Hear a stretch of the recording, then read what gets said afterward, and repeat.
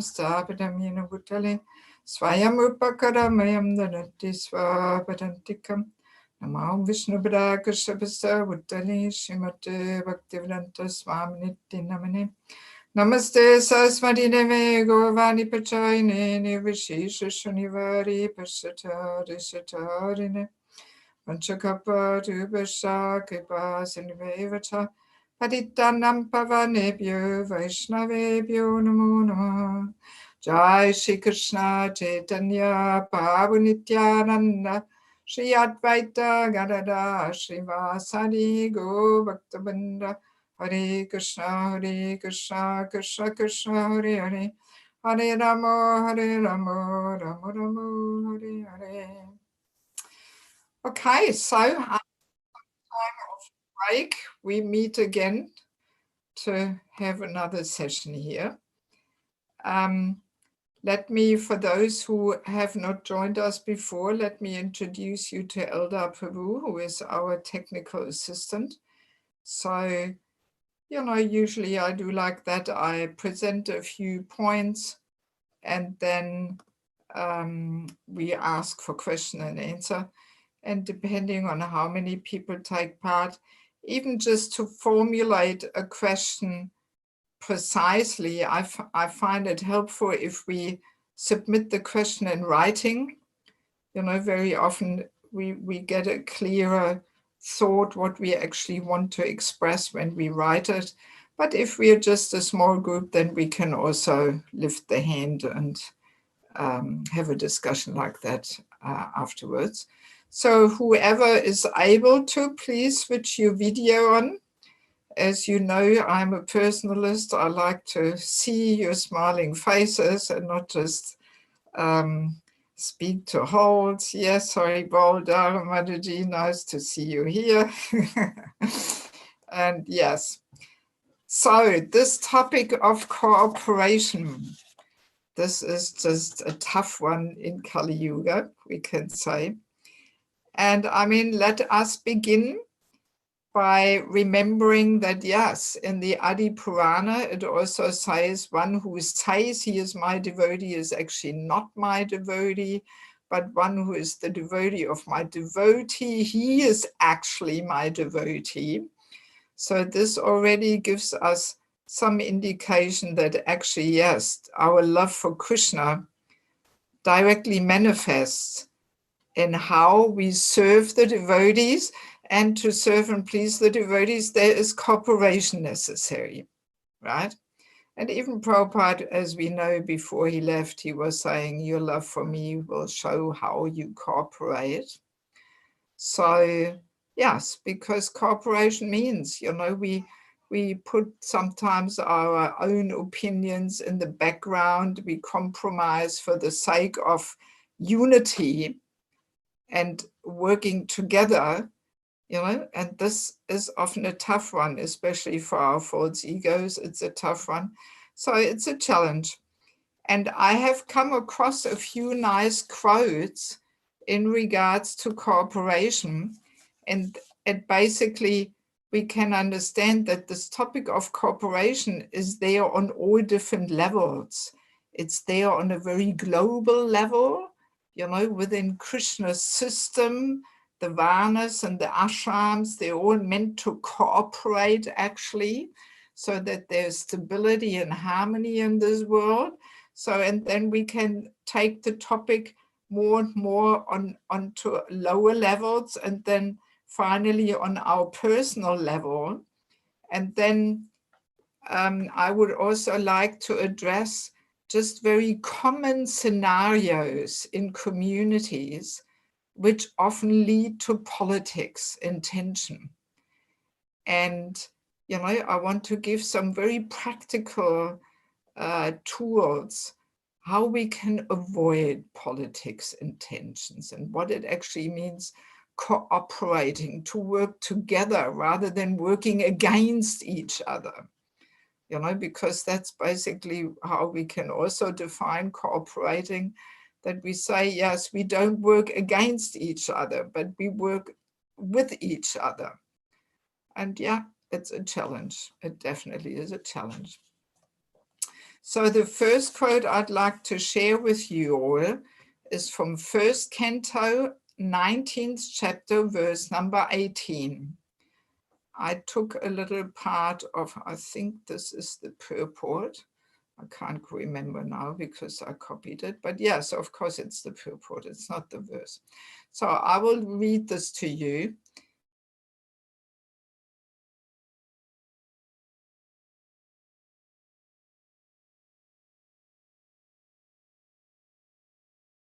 He is always pleased with the devotee of the Lord, so much so that by his Adidevic powers, he may help the devotees in all respects.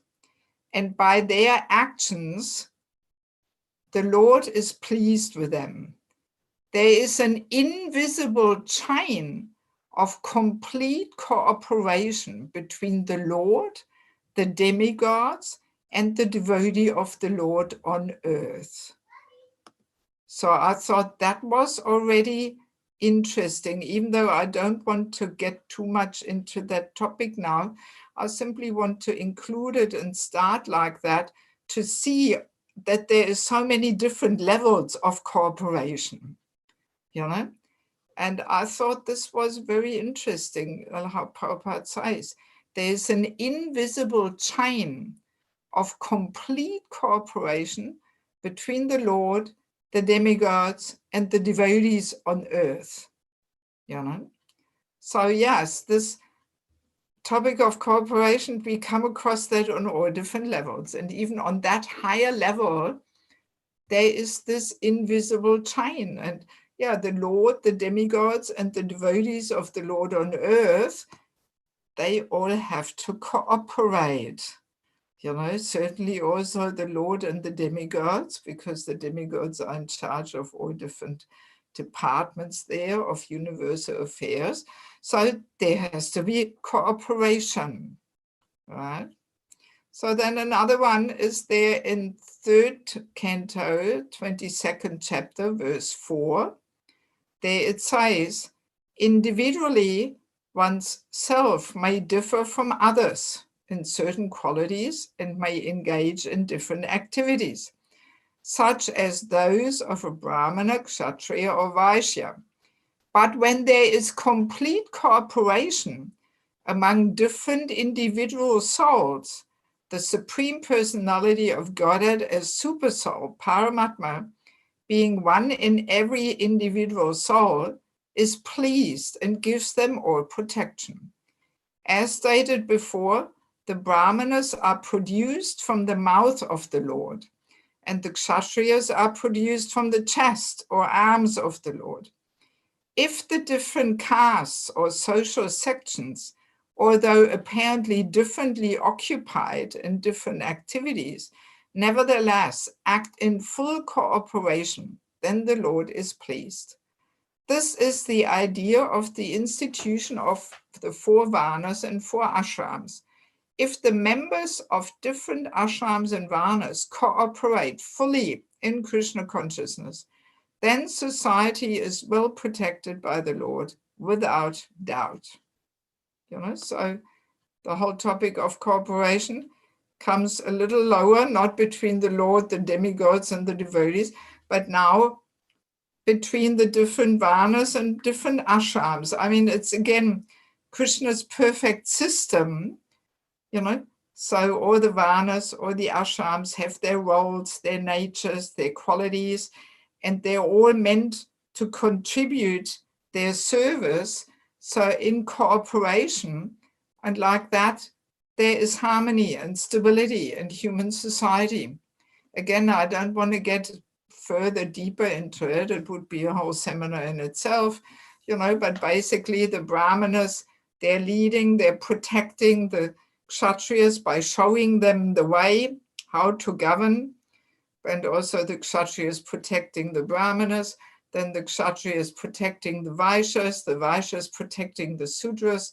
So like that, the Varnas is a whole system for protection, you know, and then also the ashrams also have all their different duties.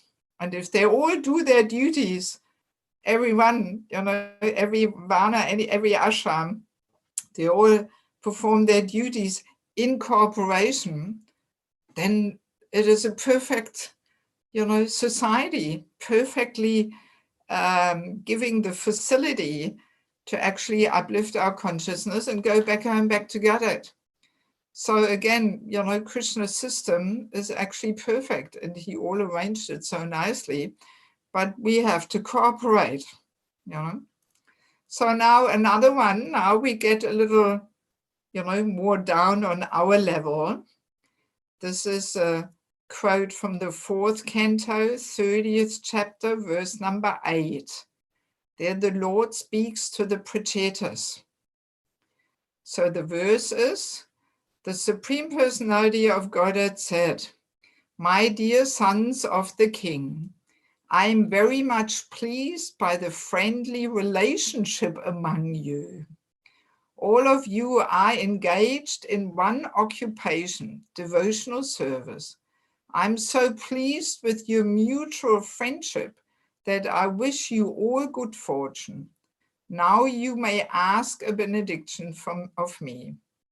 So I mean, there, Krishna expresses how pleased he is by their cooperation. So now we hear the purport of Prabhupada. Since the sons of King Prajinabarishad were all united in Krishna consciousness, the Lord was very pleased with them. Each and every one of the sons of King Prajinabarishad was an individual soul, but they were united in offering transcendental service to the Lord. The unity of the individual souls attempting to satisfy the Supreme Lord or rendering service to the Lord is real unity. In the material world, such unity is not possible. Even though people may officially unite, they all have different interests. In the United Nations, for instance, all the nations have their particular national ambitions, and consequently, they cannot be united.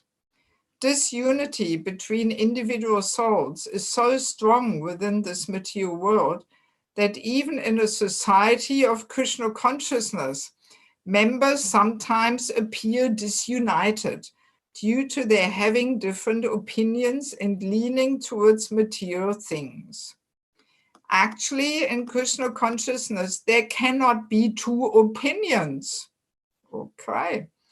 There is only one goal, to serve Krishna to one's best ability. If there is some disagreement over service, such disagreement is to be taken as spiritual. Those who are actually engaged in the service of the Supreme Personality of Godhead cannot be disunited in any circumstance. This makes the Supreme Personality of Godhead very happy and willing to award all kinds of benedictions to his devotees, as indicated in this verse. We can see that the Lord is immediately prepared to award all benedictions to the sons of King Prajinabarishad. Yeah, so now, the whole topic of cooperation comes more to our practical level. And as Prabhupada so nicely here says, this unity between the souls is so strong in the material world, and it even also infiltrates our Krishna conscious communities. And I'm sure we all have experience of that. But Prabhupada differentiates. He says, if actually there's different opinions on or disagreements over some service, this disagreement actually can be taken spiritually. And it is not really necessarily a sign of, not cooperating, because, we are all individuals and we have individual visions and opinions. But as long as it is centered around pleasing the Lord, there actually we can reach unity and agreement. But what makes things complicated is if personal ambitions come in. That's how Prabhupada mentioned it before, that this disunity is because of different interests, personal ambitions, national ambitions, and personal interests. And that's when people start working against each other, and the goal is not anymore to actually really please the Lord. And then it becomes, unpleasant and distasteful, and we waste so much energy and time just going against each other.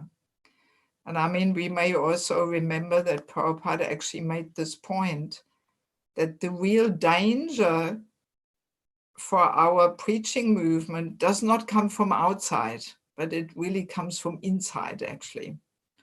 The dangers, the attacks from outside, that usually unites the devotees in the spirit of preaching. That is not detrimental, actually. But what is really destructive is, the attacks from inside. If somehow we allow personal ambitions and interests to enter, and we work against each other rather than with each other. So then things become difficult, and it can really destroy our movement. So much time and energy gets wasted, and it is very poisoning, actually. Prabhupada, in one letter, he also expresses, there's Maya, there's Krishna, and the real poison is personal ambition. If we have some personal interest and we try, to promote the personal interest, our influence, our power, our control, and then it is very destructive and very poisonous, and can indeed really completely damage our whole preaching movement. And the last quote I also want to read before I get more into the practical discussions. This is from a room conversation in Mayapur, 1976. There Prabhupada says, the purport of the verse is that even Lord Chaitanya Mahaprabhu, he is God himself, Krishna himself. He felt alone, unable to do this task. He felt like this. So this is the position. You are cooperating, therefore I'm getting the credit. Otherwise, alone, what could I do? Ekaki amara nahi paibaro. Chaitanya Mahaprabhu himself wanted our cooperation. He is God, Krishna, and therefore cooperation is a very important thing. Nobody should think that I have got so great ability I can do. No, it is simply by a cooperation we can do very big thing. United we stand, divided we fall. Here comes the title, This is our, so be strong in pushing on Krishna consciousness, and Krishna will help. He is the strongest. Still, we must be combined together. Sankirtan. Sankirtan means many men combined together, chanting. That is Sankirtan. Otherwise, Kirtan. Sankirtan. Bahu bir militva kirtayeti Sankirtan. Bahu means many, many combined. That is Chaitanya Mahaprabhu's mission. Combined together. All nations, all persons, they should combine together. There is hope in our society. Combination. There are Hindus, there are Muslims, there are Christians, they are black, white. Combine them. That looks very beautiful, just like combination of many flowers. There is black flower also. It looks nice, very nice. Each and every flower taken alone, it is not beautiful. But when they are combined together, it looks very beautiful. It is attractive. And that is wanted, because from the spiritual platform, we are all working. Pandita Samadarshina, spiritual platform, every one of us, we are servant of Krishna. So where is the competition between some servant with another? You know, so Prabhupada nicely gives this analogy of flowers. One flower alone, not so nice. But when they're beautifully combined together, then it looks beautiful. And that is, as Prabhupada says, that's the meaning of Sankirtan, that we combinedly, we chant the holy name, we spread the glories, we have to stay united. You know, so Prabhupada, so many times he was really emphasizing this, knowing well that this is probably the most challenging thing in Kali Yuga, which is the age of quarrels and so many things, you know. So yes, this cooperation, not an easy thing, you know. So let us look at some practical situations which make often the cooperation difficult, and which often creates, yes, politics in our communities, you know. So first of all, let us remember one general thing which I always like to emphasize, that in all kinds of dealings and experiences, there is actually no objective hearing experience or no objective experience of one situation. I think we always have to really remind ourselves of this, that each and every person experiences and hears something different according to their consciousness.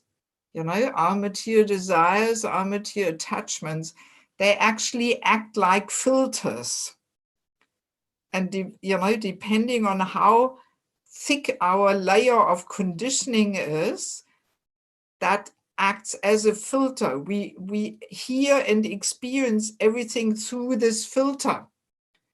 And then as we become more purified and more mature in spiritual life, our experience is less filtered through this material desires and attachments. So therefore, you know, this is already really important to remember in any kind of differences of opinions or conflicts, that really everybody experiences the same situation very differently, you know. And I'm describing this also, or discuss this also in the false ego topic, how actually the false ego is really contaminating the intelligence. And then the intelligence sometimes twists and distorts things to such an extent, you know, just to satisfy the false ego's demands of being right, of wanting to be right. And I've just recently come across situations where I thought, my God, are we talking about the same situation? You know, another person experiences the same thing so differently. And then sometimes the memory, you know, after 2, 3, 4 months, then the false ego and the emotional state even distorts things more and further, and you get even further away from what you yourself experience, you know. So this is a really important thing to always remember, that there is no objective experience, and everybody has a different experience, you know, as a basic principle to start off with. And then also, I have said these things a lot in different classes and so on, but again, I'm always coming across that people maybe have heard this, but they don't apply it, they don't live it, you know, that we should never ever pass a judgment on a person or a situation without hearing everybody involved. You know, we have to hear all sides before we can really pass a judgment. This, unfortunately, is so often neglected, you know, that we simply base our own opinion and judgment on just some rumors, some hearsay, what somebody said. But we are not taking the time, we are not making the effort to hear from those persons involved. What is their side of the story? So this is a really important thing, really important, because we can really misjudge a situation completely if we don't hear everybody out who is involved with an open heart, without prejudice and, you know, without already formed opinions and so on, but really openly hear everybody and try to understand each and every side, you know, and only then we can really see what was actually going on here, because a lot of, you know, disharmony and conflicts actually come about by not communicating properly. And also, of course, pajaba, you know, gossip, people talking. Oh my God, you know, especially if you live together, you know, on a property, there's often so many rumors, so much talk going around. My God, like in a village, you know, the village talk. And it can be so detrimental and yeah, poisoning.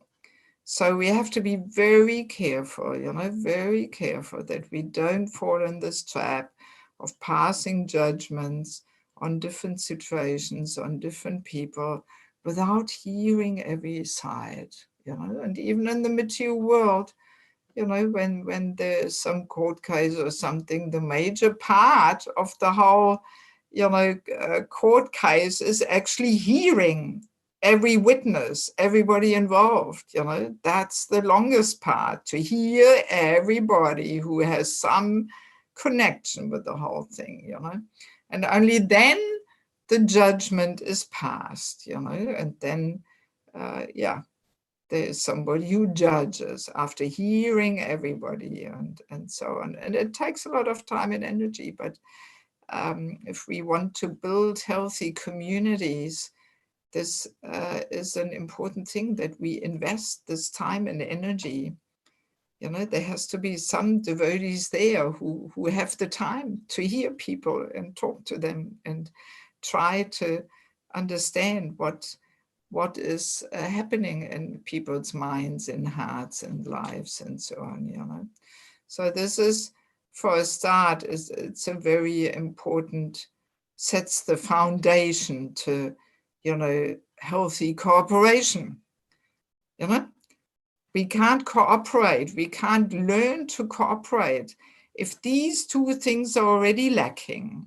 You know, that we don't understand that everybody hears and experiences something differently, and that we don't pass judgments on other persons or situations without hearing everybody, and so on. So very important, very important. And it can be very discouraging also to young devotees if the seniors pass judgments on them without even hearing them, without even asking them.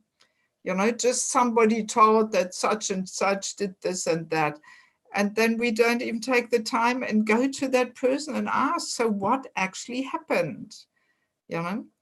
So yeah, this is a really important foundation to cooperation, I would say. It's very simple, but yet I come across it all the time, that people unfortunately don't follow this and really misjudge. And then very easily also offenses are made, you know, and we just really we understand only a tiny corner of the whole picture, but because we didn't take the time and didn't make the effort to ask everybody involved, then yeah, we just misjudge the whole situation and may commit offenses and treat devotees unfairly, and then the politics start.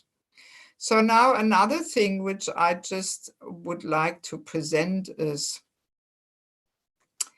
I think in every community this also happens, that somebody complains about somebody else, you know?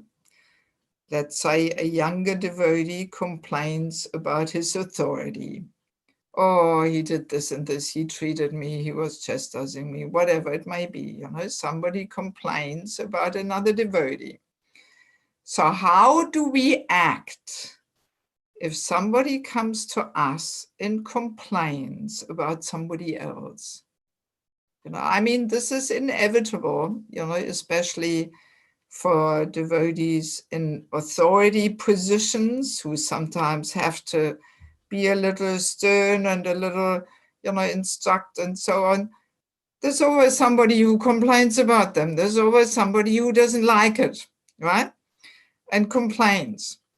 So, and if we don't deal properly with such kinds of complaints, working together, united, but we allow ourselves to work against each other, that's when so often politics happen. So let us imagine, you know, a young devotee comes to us and complains about the temple commander or whoever it may be. So what do we do? What do we do? You know, usually the most uplifting way to deal in such situations is that we first hear the person, you know, and we show some empathy. We say, oh yes, I can understand this must have been very discouraging for you and so on. And we can maybe say, yes, I also can see this person sometimes has a bit of a rough edge to himself, but then, you know, then we should actually help the person to see good qualities in that person, because that's one of the recommendations also to get rid of fault-finding mentality, that for every negative thing, we should teach our mind to find 5 good qualities in that person. You know, so the same principle we can apply when dealing with a younger devotee who complains about his authority. We say, yes, you know, I understand that you're upset, but just look at him, how sincere he is, how he's actually really trying his best, you know, how devoted he is, how much he sacrifices his time and energy. So we should always give support to that person which he complains, you know, because that uplifts the consciousness. Then the person, you know, is uplifted, thinking, oh yeah, it's true. Actually, that person has also so many nice qualities. He may be a little rough or something, but he actually is serving so nicely, you know. So that's the first step. You know, we always give support. You know, we don't say, oh, yes, I know what you mean. I'm also sick and tired of him. And by the way, I heard that also from others. And oh, yeah, he is so bad. My God. And so then we pull down, then the consciousness goes down, you know, and we work against that person. But if we try and bring the mind of the devotee to the fact of seeing good qualities, then we uplift the person's consciousness, you know. So, and then I usually say, you know, I try and help that devotee to reflect and introspect. And I say to the person, well, also, as we know, not a blade of grass is moving without Krishna being in control. So maybe there is some reason why this situation happened to you now. Try to look within, try and see what Krishna is trying to teach you. Maybe he wants to, you know, teach you some kind of a lesson here. You know, try and see what is the deeper reason why Krishna puts you in this situation. There must be some reason. There's something to learn, you know. So then already the person reflects and tries to connect his situation, which he's experiencing, with Krishna's arrangement and Krishna's hand behind it, that there must be some reason why this is now taking place in his life. So, and then we should immediately go to this person who this young devotee complained about. We should immediately go to him as soon as possible and ask him, get his side of the story. Ask him, so what actually happened? You know, Bhakta such and such just came to me and complained, and you had some, you know, harsh exchange with him. So what actually happened? So, and then we hear his side of the story. And very often, you know, then we realize, you know, this and this and this happened. And that's why he was a little agitated and gave some correction or chastisement or whatever, you know. So then we get a more complete picture rather than hearing only the complaint of the devotee, you know. If we hear from the other side, so then the puzzle falls more in its place and we get a more complete picture of the whole side, you know. So, and then depending on our relationship with that person in position and authority, we can say to him, yeah, well, you know, this person is actually very sensitive and maybe this was a bit of a too harsh and rough treatment or something. And we try to smoothen things out. We, you know, we mitigate, you know, and we try to smoothen things out. So, and then after talking to him, we go back to that young devotee and we say, actually, you know, I just talked to him. He actually didn't mean it like that. You know, maybe you misunderstood him or whatever, you know. So we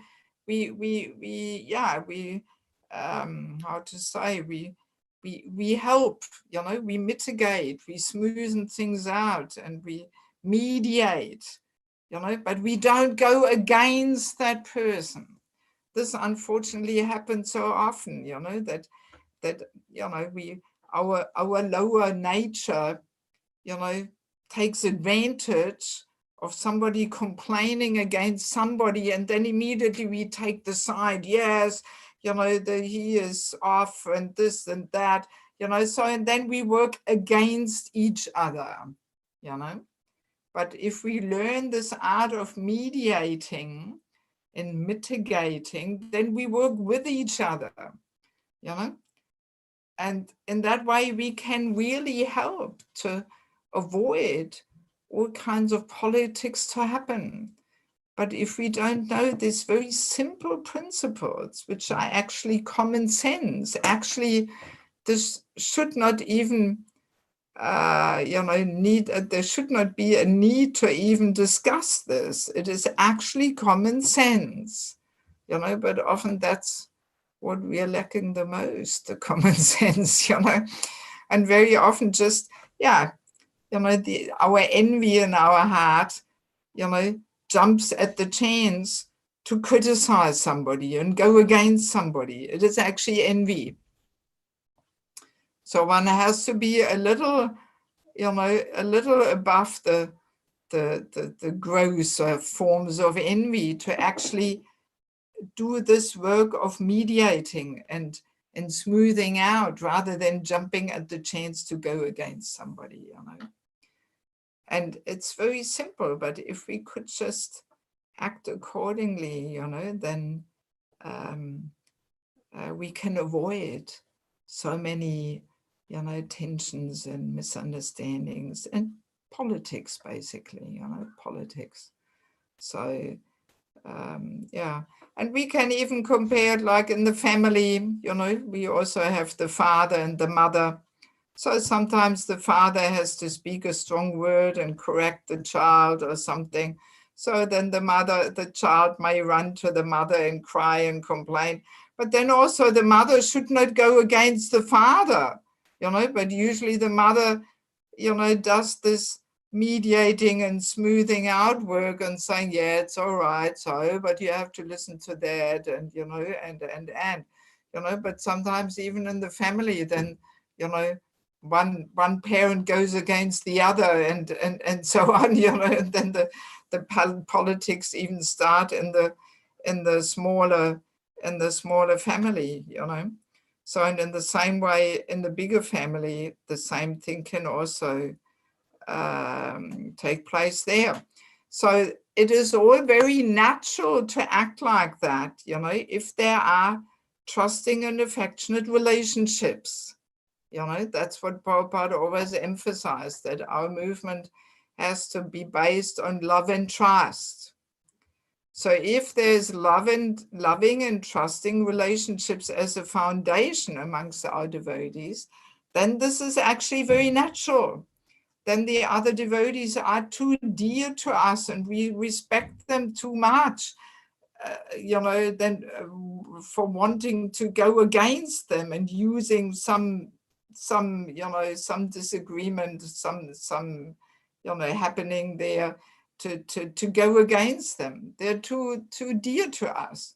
But if this love and trust is not there, then at least we have to follow the Vaishnava etiquette, And this is, again, Vaishnava etiquette, again and again, I like to emphasize this. This is really our saving grace. Vaishnava etiquette really teaches us, if we would follow Vaishnava etiquette, then there is no politics, and then there is cooperation, because as we were introducing the whole topic, Krishna actually has a divine system for cooperation on all levels, between him and the demigods and the devotees, and between the varnas and the ashrams, and on the lower level of personal relationships. There's a whole system to help us to be united. So, and Vaishnava etiquette tells us exactly how we are meant to deal with those in a senior position, those in an equal position, those in a subordinate position. It is all very clearly defined, And Vaishnava etiquette also tells us that actually, one should never talk bad about other devotees. This is also something which we have a tough time to follow, We always like to criticize, we like to talk bad about devotees, we like to talk about their faults. And of course, again, behind us is envy, We try and establish ourselves in a superior position by putting others down and talking about their faults. This is one way how envy manifests, So our Bhagavatam commentator Sridhar Swami, not our ISKCON Sridhar Swami, but Prabhupada Bhagavad commentator Sridhar Swami made the statement. He said, whether it is true or not, narrating the faults of a Vaishnava is Vaishnava aparad. It's blasphemy. So this is pretty significant, Whether it is true or not, talking about a devotee's fault is actually blasphemy. We are not conscious of this, isn't it? We often think, well, it's true. That person has this and this bad quality. So can't I talk the truth? Can't I talk about it? It's true. We think the fact that it is true gives us the right to talk about it, but it simply magnifies negativity. And it's blasphemy, I mean, we all know to blaspheme devotees who have dedicated their lives to propagating the holy name of the Lord. It's the first offense to chanting the holy name. As we know, it's the mad elephant offense. We are inviting a mad elephant into our Bhakti Lata garden there, and he can just trample everything into bits and pieces. I remember when I was a kid, when I was 10. My parents were traveling with us 3 kids for 1 year around Africa. So I had some experiences with elephants, and that there's these big national parks in South Africa, you know, where you can experience the animals in their wild habitat there and the wildlife. And especially when elephants have babies, they're very aggressive, my God. And in those days, there was no zoom cameras, you know. So my father had this camera and he tried to get a real close-up picture, and the elephant was coming there to the car, you know, or completely mad and angry. And he was just waiting until the elephant is a little closer and then zooming off in the car there. And sometimes it was sandy road, and we got almost stuck there in the sand. And I as a kid, I was horrified. I only saw these elephant legs there behind through the back window. I mean, it was crazy, you know. And it is well known, these elephants, if you don't get going, they just trample the whole car flat. You know, the elephant has that power. Whole car he can flatten completely, you know. So this is what we invite into our garden of the Bhakti Lata, you know. A mad elephant just trampling everything flat, you know. So that's what happens when we blaspheme devotees, when we talk badly about devotees, even if they do have this bad quality. Nevertheless, whether it's true or not, it's blasphemy.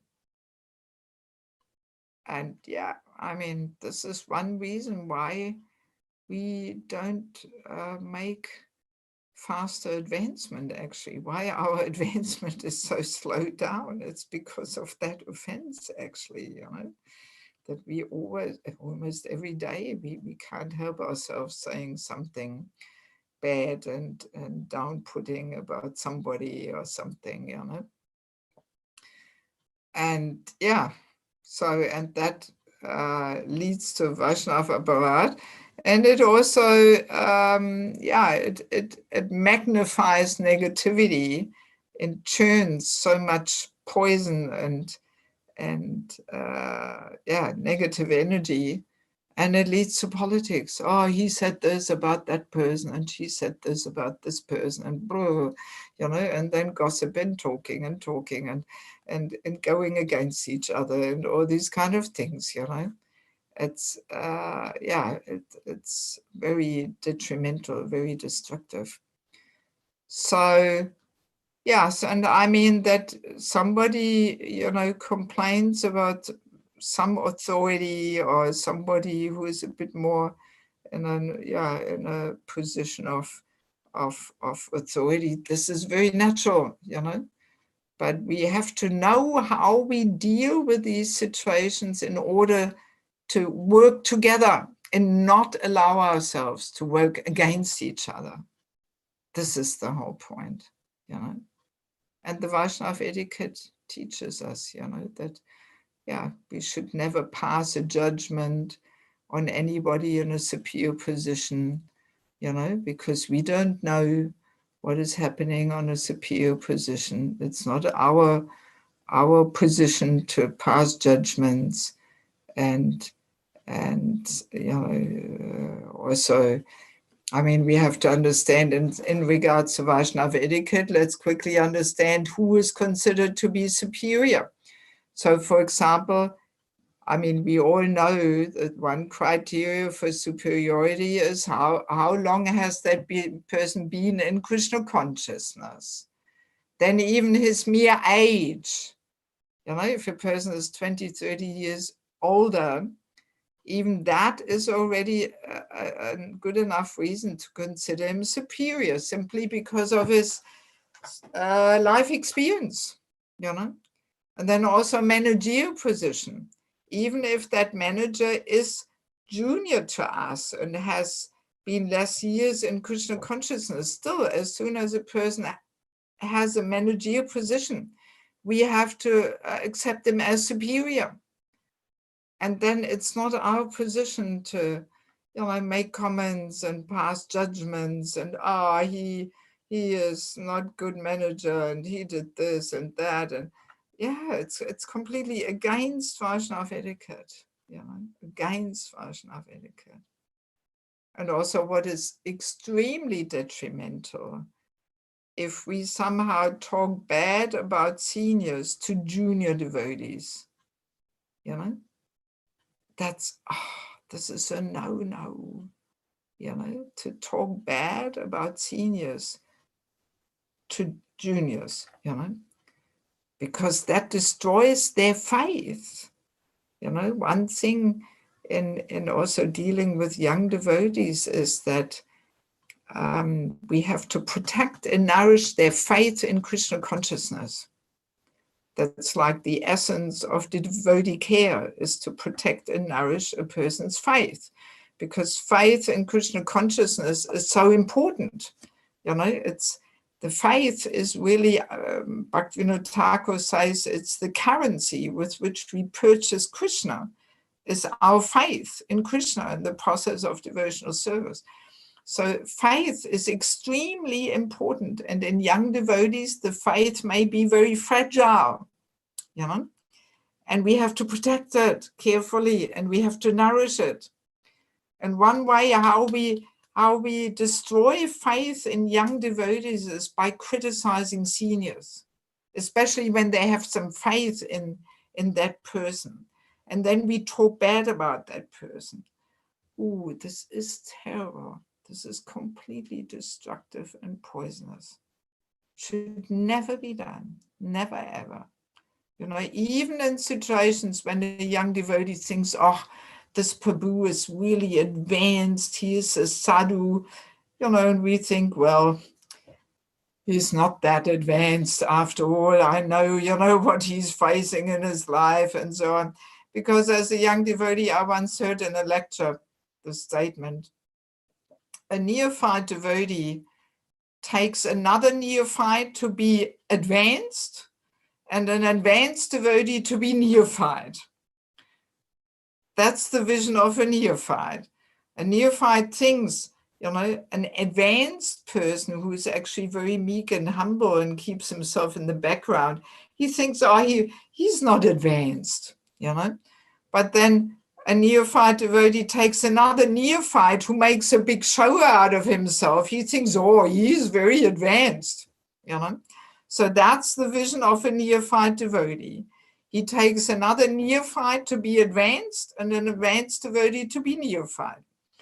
So if a neophyte devotee thinks that another person is advanced and he glorifies him, so even if we know this person is actually not as advanced as this young devotee thinks, we should never say this. We should never, crush his faith in this person or something.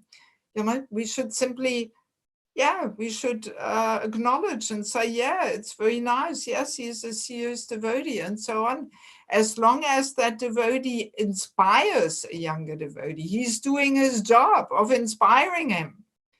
And then as we also help the person to uplift his consciousness, then sooner or later he will get to the point when he can actually discriminate and understand, or actually maybe this person is not so advanced after all, and then he will move on to somebody else who he takes inspiration from, We may remember this from ourselves, that at the beginning of our spiritual life, we thought, that other young devotees, they were saints, and we thought they were really pure devotees. And then after a while, we realized, oh, maybe he's not such a pure devotee. So, and then we move on to another, person who we take inspiration from.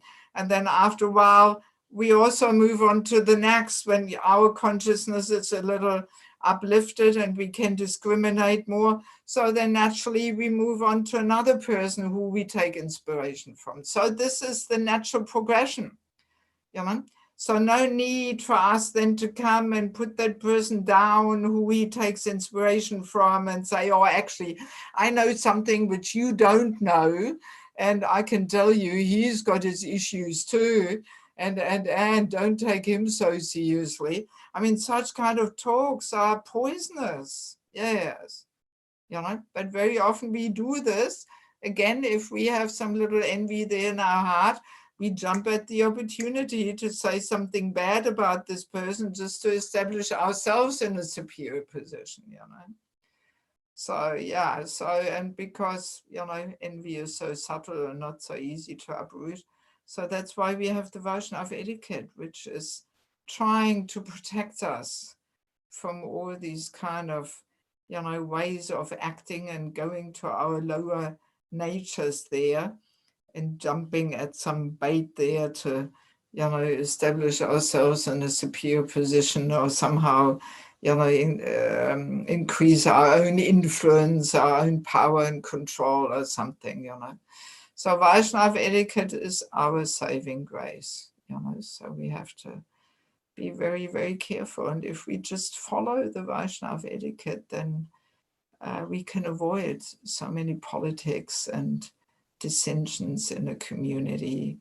And we can actually, you know, fulfill the Lord's, you know, request to cooperate and Prabhupada's request, you know, to remain united rather than using, you know, different devotees' challenges or difficulties or shortcomings to go against them. You know, we have to mediate and mitigate and smoothen things over and always see the good things in everybody and focus on that, you know, and that helps us to remain united rather than being disunited, you know. Yes. Yeah, so let me see if we have any questions, since it is a very practical thing. You know, we all probably have experiences and of challenges in cooperating and so on, you know. And I mean, before Corona, I used to travel a lot and saw, you know, visited so many different communities. And I mean, practically in every community, there's some politics going on, you know, some communities have bigger politics, some less, but something is always going on, you know, and clear, it's all part of the whole churning process, you know, or the anatas come to the surface and they manifest in these tensions and conflict situations or politics and so on, you know. But yeah, we have to be able to deal with them properly and also learn the tools to avoid them, you know. And really, most of the times it just comes back to the Vaishnava etiquette, really.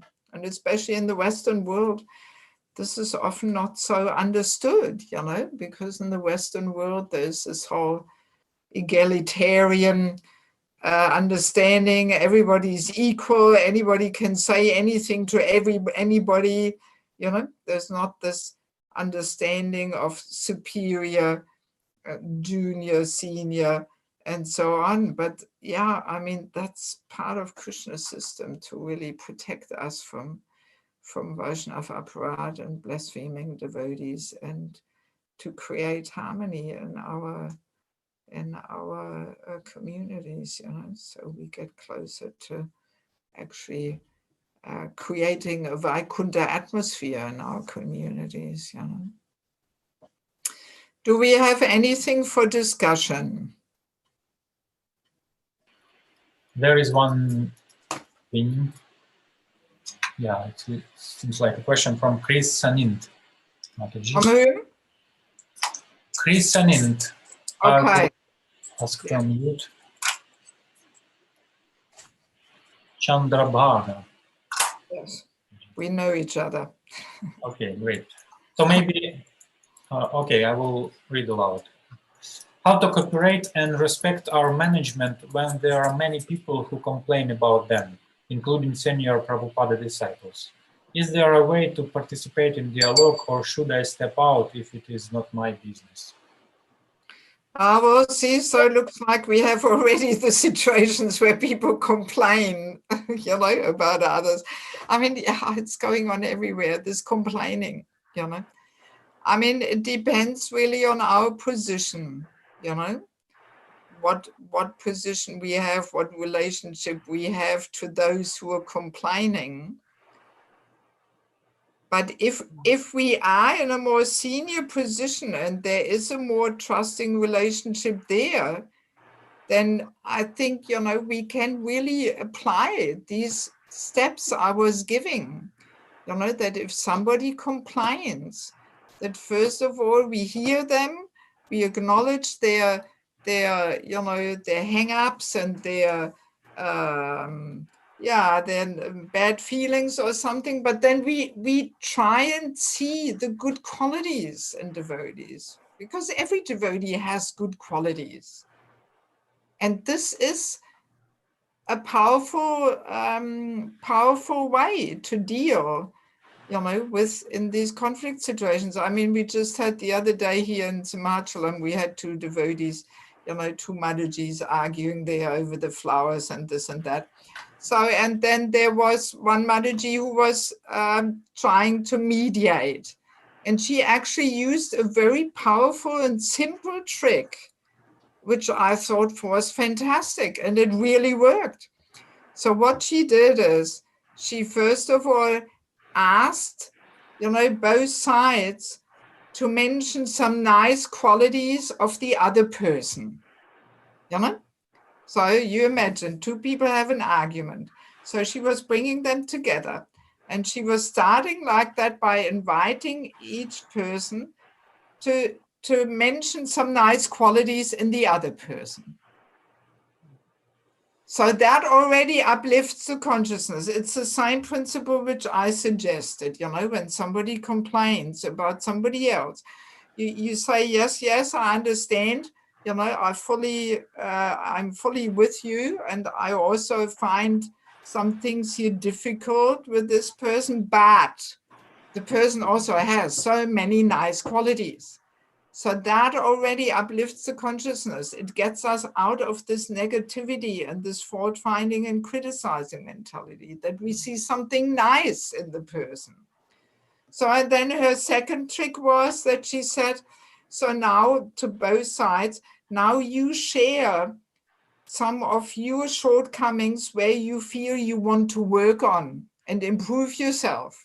So there we have the element of reflecting, you know, and looking within ourselves, you know, that we actually share with the other person some of our shortcomings. And just these two simple things. I mean, I wasn't present at the whole session, but they told me afterwards.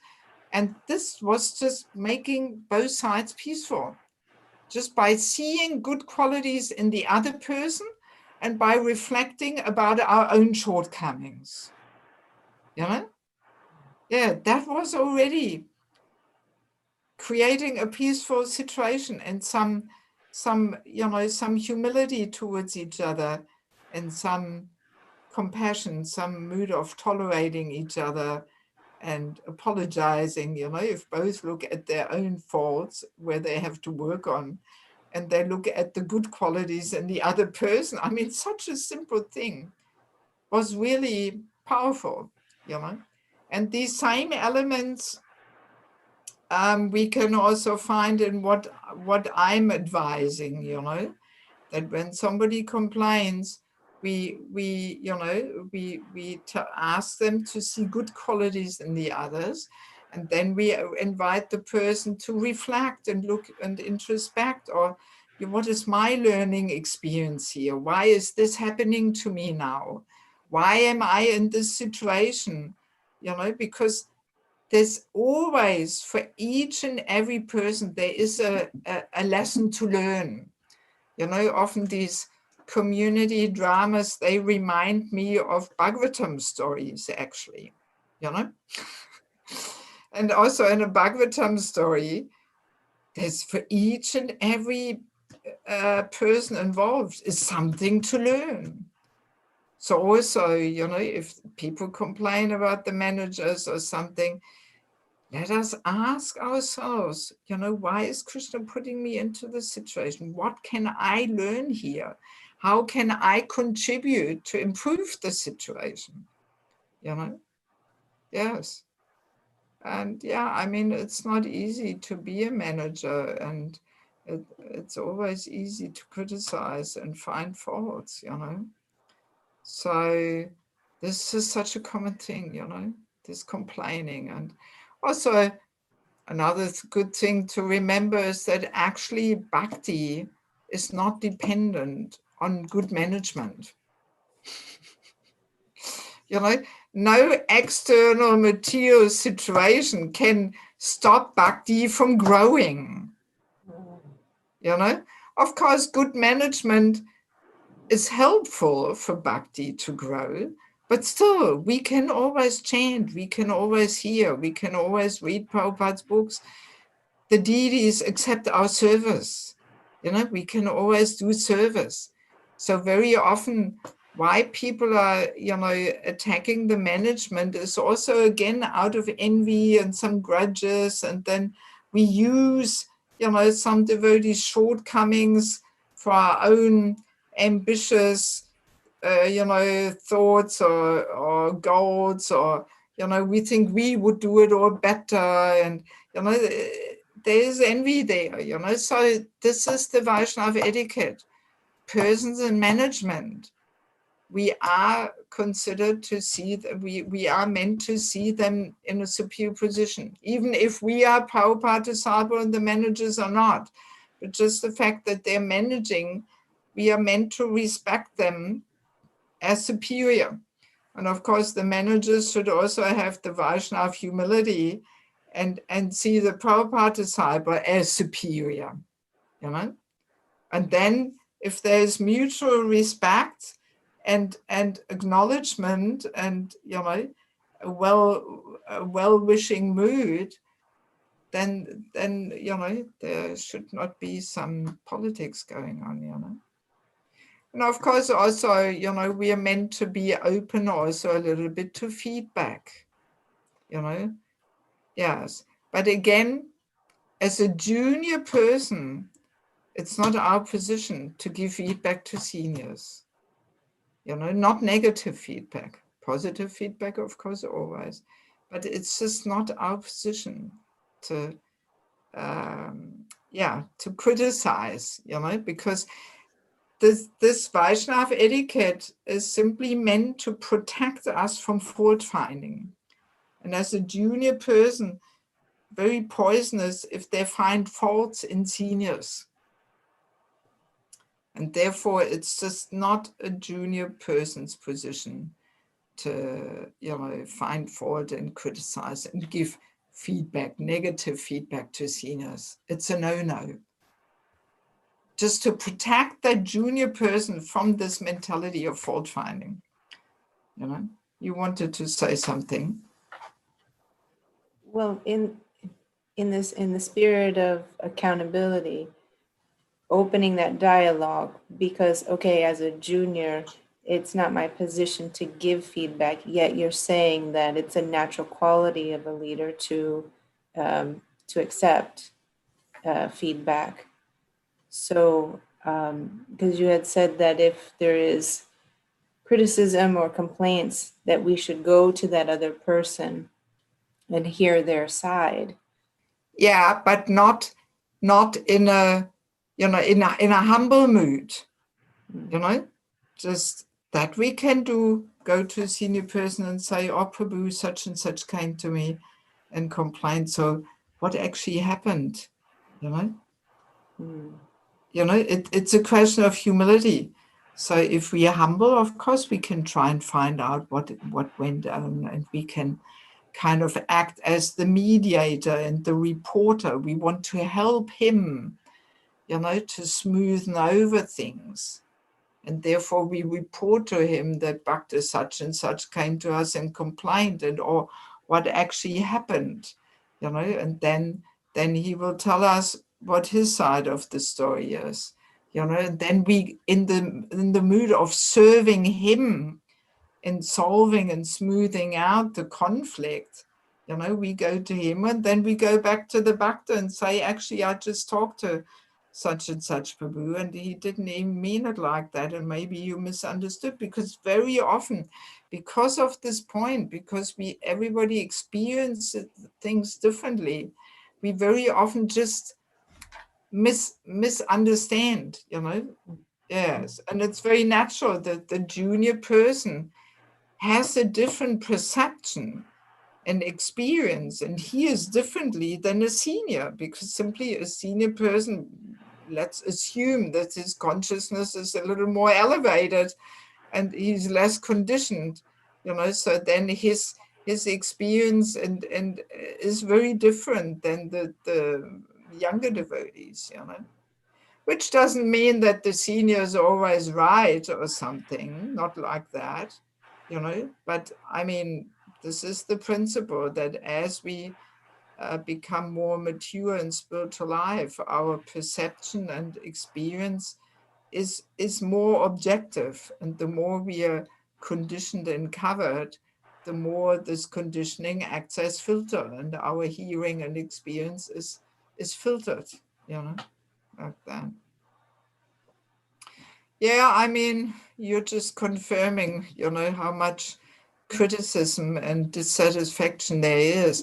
So that's the point. When we criticize, as soon as we just criticize and fault find, then we go against each other. So it's just a switch in the consciousness. Rather than going against each other, we go together. We are united. We want to help, you know?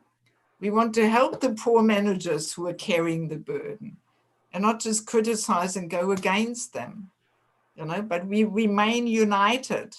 And in a united way, we try and mitigate all the different challenges and shortcomings and difficulties, you know.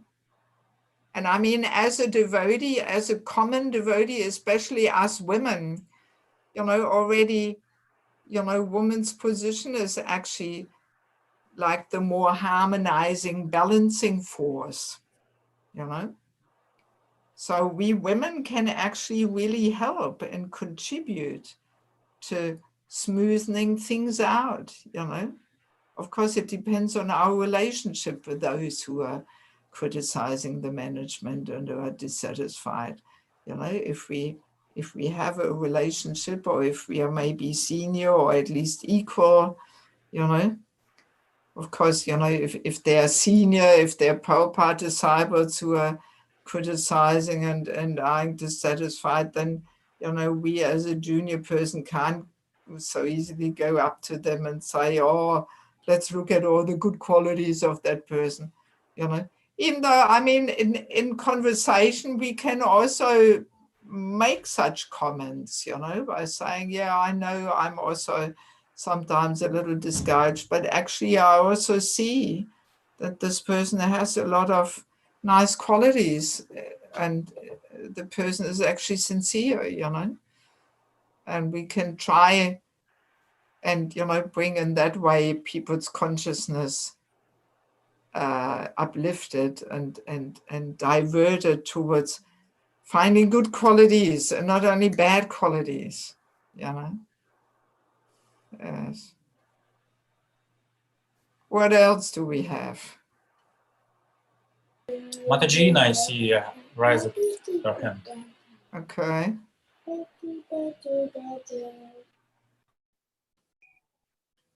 Haribol Mataji. Over. This is my friend Margot from London Soho Temple. So I'm at the moment in England still, and I've been visiting London. And actually, the question, we have quite serious situation here. We have a mentorship group from Soho Temple.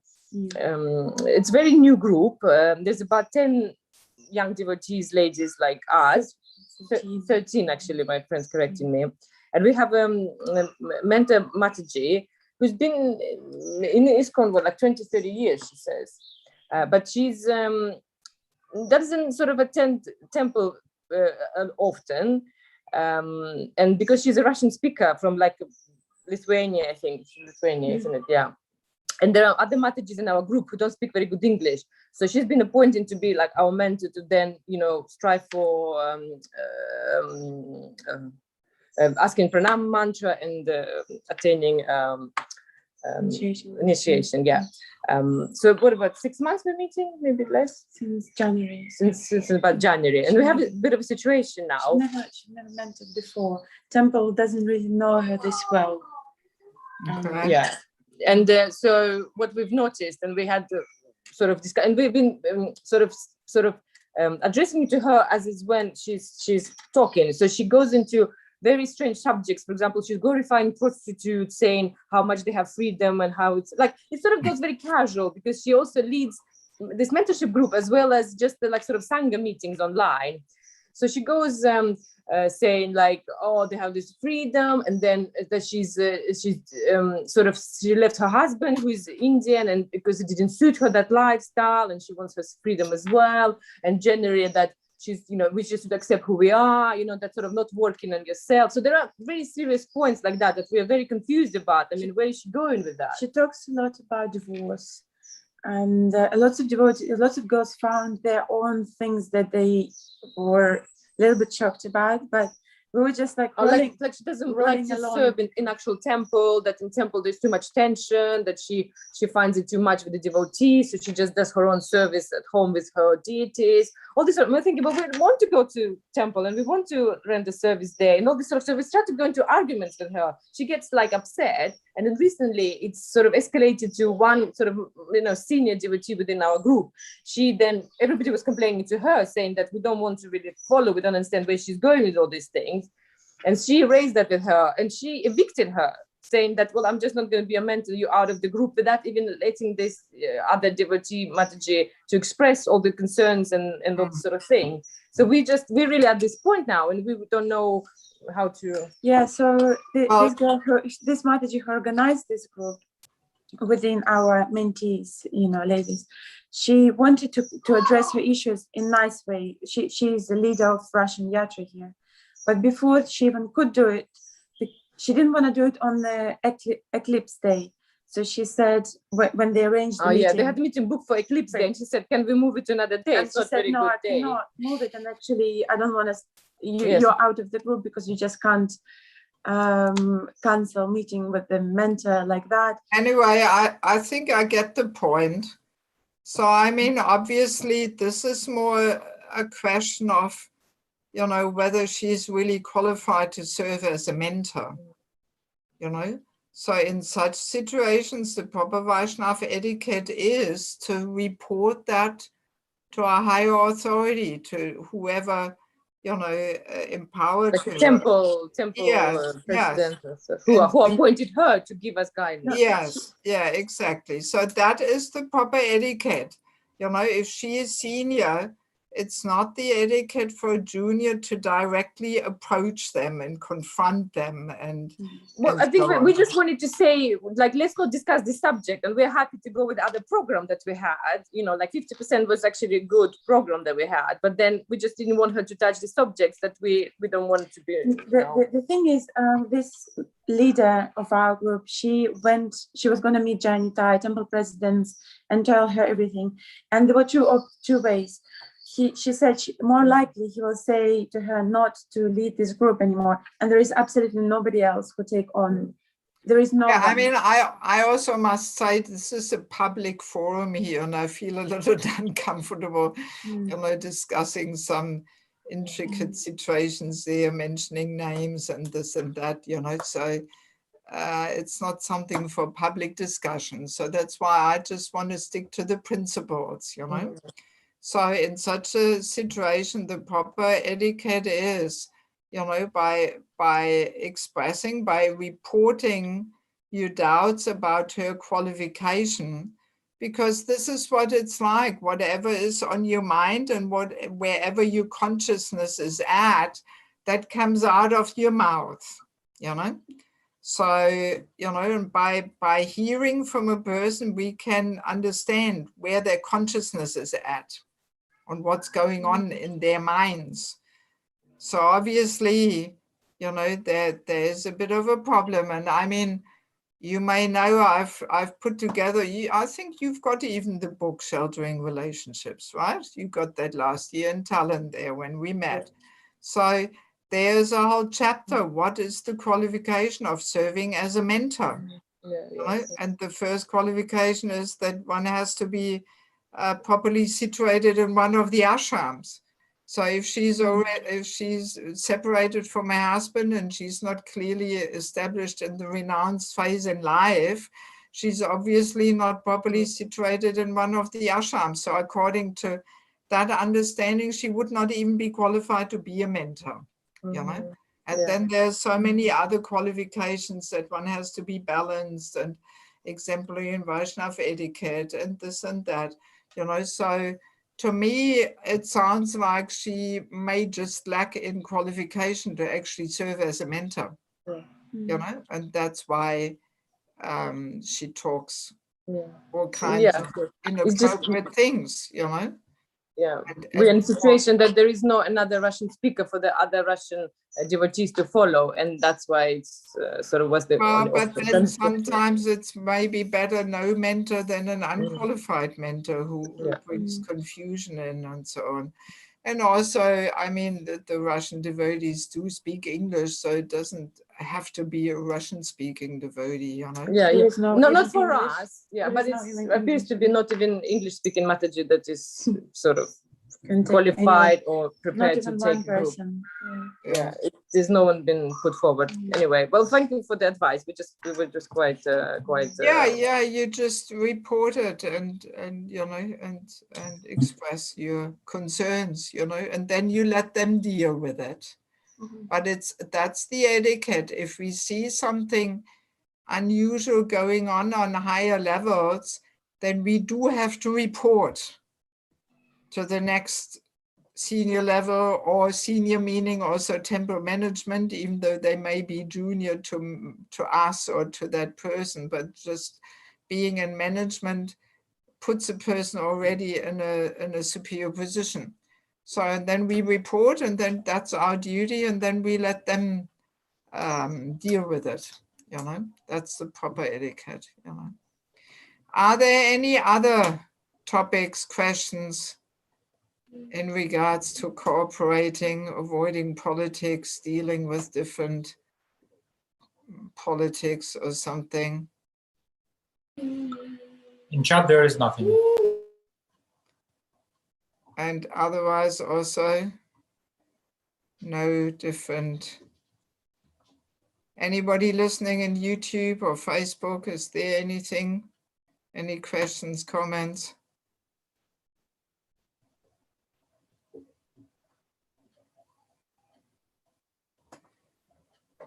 Well, if there's nothing, so then, I mean, time is pretty much up. So I will actually make this probably my last Zoom meeting for a while, because I'm starting to go on tour again, thank God. Here in Europe, it is opening up a bit, and I will visit Radhadesh and Czech Republic and Austria and the Baltics. I'm also planning to come. I heard something about a summer festival in Lithuania, first week of August. So I'm planning to be there, and yeah, just use the summer months to move a bit around, and then probably autumn, winter, it gets more restricted again, as far as I've heard, and astrology is also foreseeing that. So then I will go back to Zoom programs, but I do always prefer the personal thing. And, you know, while it is possible now in the next few months, I want to travel a bit and so on. So yes, yeah, we may only offer something over Zoom again in autumn, you know. So you will hear about it over the Facebook page or whatever ways and channels. I will inform you if we offer something again. So yes, I wish you also a nice time during these summer months, and I hope it is also easing up for you a bit. How is the situation in Dallas? Chandrabag Mataji, can you unmute her? What's happening in Dallas? The temple is open. Programs are happening. Programs are happening. We go out on Harinam every weekend. Oh, well, sounds ecstatic. Sounds like Yeah. I could almost come to America. Please come, please. I still got a whole pile of vouchers, flight vouchers, which I haven't used. But yeah, I mean, this year I'm not planning to go much further, but maybe next year or something. But it's good to hear that life going back to normal. What about London here? Our two ladies from London, Soho Street, what's happening in London? Harinams are happening every Saturday. Also, recently, Park Kirtans, static Kirtans started. Okay. And also there are afternoon Harinams from temple every day. So, Sounds But good. temple for darshan only at the moment. no, morning program started morning program, for public. But we came to Birmingham now to Balaji Temple, so we just been there for darshan this morning. It's Mataji's appearance, birthday today. Okay. Yes, and we went to Balaji's Abhishek. Birmingham in between because she's in Liverpool. We're in London, Birmingham in between. Yeah. So, Okay, and good. unfortunately in Birmingham there is nothing. Devotees are not there. Well, happy birthday. Thank you so much. And what about Bhaktivedanta Manor? Is that opening up? Are there Opening public for programs? darshan, for quick darshan. Yeah, we've Only been there for quick for darshan. Narasimha Dev appearance day as well with my daughter. Yeah, darshan. But there's no no program. classes, no programs, everything online. Online. I think morning program is everything available, but not many people are going. Probably just for the temple residents or something, huh?